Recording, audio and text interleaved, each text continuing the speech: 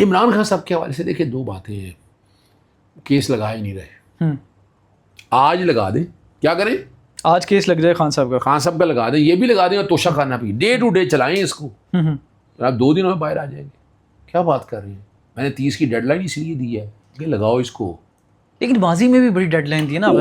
मैंने तो लिखी, वो काफ़ी लंबी फहरिस्त बन गई। देखिए मैम, कभी वो नवंबर 2024, कभी 2025, कभी मार्च 2026। 2 बातें जेल में रखनी है। वो बेचारे पीटीआई वाले मोटिवेट होते हैं, वो कहते हैं शुक्र है खान की रिहाई होने लगी है।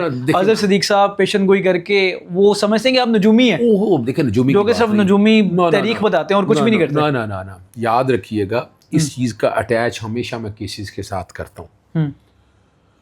जुल्म ये है इस मुल्क के साथ कि आपने आज़ाद और ख़ुद मुख्तार अदालतें नहीं चलने दी।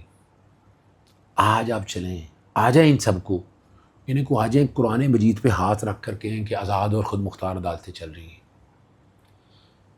बाखुदा अगर आज़ाद और ख़ुद मुख्तार अदालतें चल रही होती तो 6 महीनों में इमरान खान ने बाहर आ जाना।